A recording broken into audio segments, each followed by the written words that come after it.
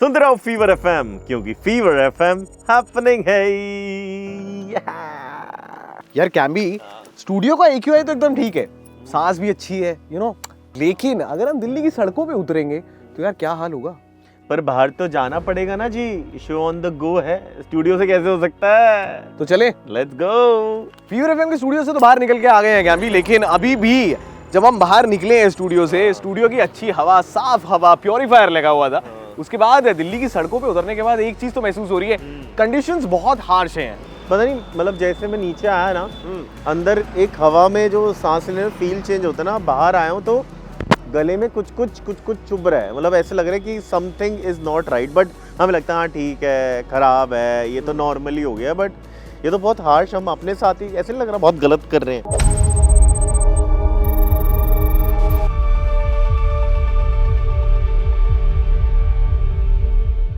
10 सालों में दिल्ली NCR के लिए विंटर सिर्फ ठंड का सीजन नहीं रहा, ये सीजन बन गया है सांस लेने की सबसे बड़ी स्ट्रगल।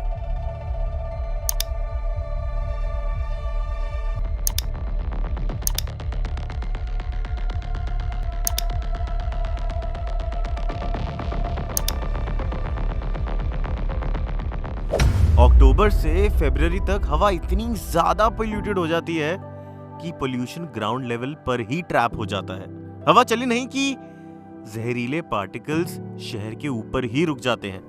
विंटर मंथ्स में PM 2.5 लेवल्स अक्सर 200 माइक्रोग्राम्स पर क्यूबिक मीटर से ऊपर जाते हैं, जबकि WHO के हिसाब से सेफ लिमिट है सिर्फ 15 माइक्रोग्राम्स। मतलब हम 10 गुना ज्यादा जहरीली हवा सांस में ले रहे हैं। एयर पोल्यूशन सिर्फ डिस्कम्फर्ट नहीं, ये जान लेता है। सिर्फ 2023 में दिल्ली में 17,000 से ज्यादा मौत डायरेक्टली पोल्यूटेड एयर से जुड़ी हुई थी। शहर की हर 7 में से 1 डेथ। एक्सपर्ट्स कहते हैं NCR में रहने वाले लोग सिर्फ पोल्यूटेड एयर की वजह से अपनी जिंदगी के 8 साल तक खो सकते हैं। Low wind, temperature inversion, crop burning, fireworks और विंटर में हवा का साथ न देना, हर साल ये साइकिल रिपीट होती है और हर साल प्राइस लोग अपनी सांसों से चुकाते हैं। ये सिर्फ डेटा नहीं है, ये एक शहर की सांसें हैं जो हर साल और कम होती जा रही है। This is not normal.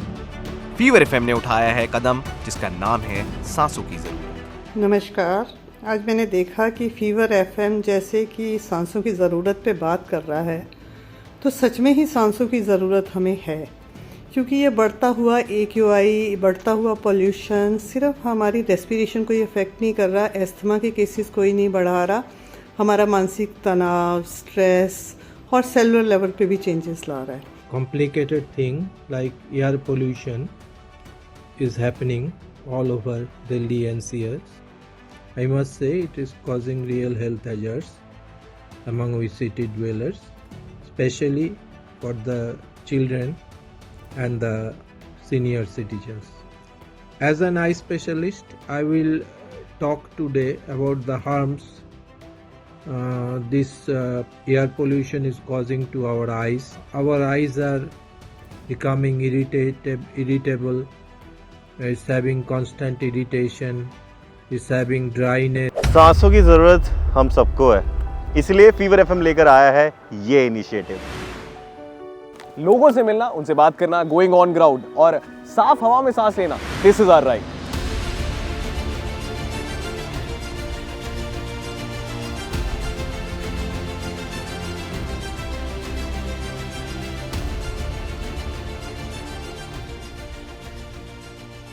सड़कों पर जा जाकर हमने ये मैसेज सब तक पर्सनली पहुंचाया और साथ ही रेडियो पर इस मुहिम को हर घर तक पहुंचाया। और उसके बाद हमें एक कॉल आया। मम्मी तो बाहर बालकनी में खड़े होने भी नहीं देती, पार्क भी नहीं जा सकती। फ्रेंड्स बुलाते हैं पर मैं मना कर देती हूँ, क्योंकि मम्मी पापा ने मना किया है, क्योंकि मुझे सांस लेने में प्रॉब्लम होती है। मुझे क्रोनिक पल्मोनरी डिजीज है भैया। डॉक्टर बोलते हैं AQI ज्यादा हो तो घर के अंदर ही रहो, मास्क, इनहेलर और खिड़की बंद। पर भैया मैं तो बच्ची हूँ ना, मुझे भी पार्क जाना है और दोस्तों के साथ खेलना है। मुझे लगा अगर फीवर FM पे बोलूंगी तो शायद कोई सुन लेगा। भैया क्या आप मेरी हेल्प करोगे?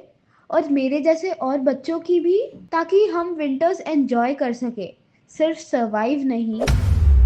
तो इस कॉल के बाद फीवर के सभी आरजेस ने इस इनिशिएटिव को इस तरीके से सपोर्ट किया। हर सांस एक नया इम्तिहान हो जैसे, तेरे कदमों में मेरी जान हो जैसे, और तुझे सोचूं तो ऐसा लगे तू भी मेरे लिए परेशान हो जैसे। अब इस पूरे जो 2 शेर मैंने आपके लिए पढ़े, इनमें से 2 वर्ड्स आपके लिए बहुत जरूरी हैं, एक सांसें और एक परेशानी।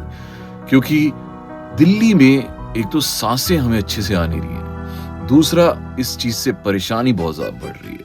सो I think it's the time to be aware about it, to raise a concern about it. जैसे right to vote है, right to freedom है, right to speech है, ऐसे ही right to breathe भी होना चाहिए। And I think it's high time we talk about it, we raise our voices, ताकि ऐसा ना हो कि in future हर बंदा सांस से रिलेटेड बीमारियों से परेशान हो। दिल्ली हम सबको प्यार है, फीवर एफएम दिल्ली का साउंड ट्रैक रहा है अभी, लेकिन दिल्ली का साउंड ट्रैक जो है वो लोग कितना मजाक उड़ा रहे हैं और कितने मजाक बना रहे हैं कि भाई खांसी जो है वो दिल्ली का साउंड ट्रैक बन के रह गई है। अब मजाक बनाने के बजाय और मजाक उड़ाने के अलावा हमारे पास ऑप्शन ही क्या रह गई है?